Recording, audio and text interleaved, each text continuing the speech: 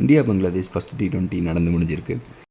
Toss ஜெயிச்சு first batting பண்ண India 2 டெபுட்டன்ஸ்க்கு chance கொடுத்தாங்க. நிதிஷ்குமார் ரெட்டியும் மயங்க் யாதவும். பங்களாதேஷ் மலமலன விக்கெட்டை லூஸ் பண்ண ஆரம்பித்தாங்க.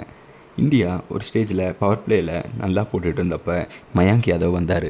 மயங்க் யாதவ் அவரோட எக்ஸ்பிரஸ் பேஸை ஃபஸ்ட்டு ஓவர்லேயே போட்டு அவர் போட்ட ஃபஸ்ட்டு ஓவரையே மெய்டன் ஓவராக ஆக்கினார்.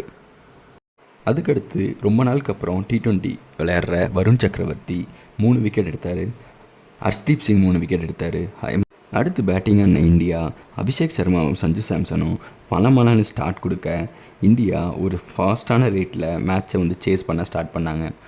Good contributions from Sanju Samson, Abhishek Sharma, Nitish Reddy, Hardik பாண்டியான்னு சொல்லி மேட்சை ஈஸியாக ஜெயிச்சிட்டாங்க. இந்த மேட்ச்சில் இந்தியாவுக்கு சொல்லிக்கிற அளவுக்கு பெருசாக டஃப்பாக எதுவுமே நடக்கலை. பங்களாதேஷ் இந்தியன் பவுலிங்க்கு சரண்டர் ஆகிட்டாங்கன்னு தான் சொல்லணும். இந்தியன் பேட்ஸ்மேன் அந்த டார்கெட் எல்லாம் 11 ஓவரில் சேஸ் பண்ணி மேட்சை ஈஸியாக தட்டி தூக்கிட்டாங்க. இந்தியா இந்த சீரீஸை நிறையா யங் பிளேயர்ஸ்க்கு டெபுள் சான்ஸ் கொடுத்து அவங்கள ட்ரை பண்ண பார்க்கணும். ஏன்னா இந்த மாதிரி சீரீஸ் அப்பப்போ தான் கிடைக்கும்.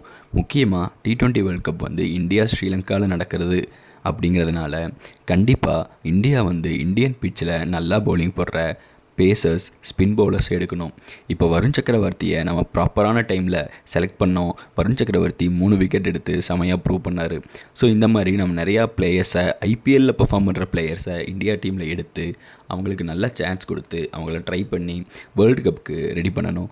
அப்போ தான் நம்ம டைட்டிலை டிஃபெண்ட் பண்ணும்போது ஈஸியாக back to back world cup title அடிக்க சான்ஸ் இருக்குது.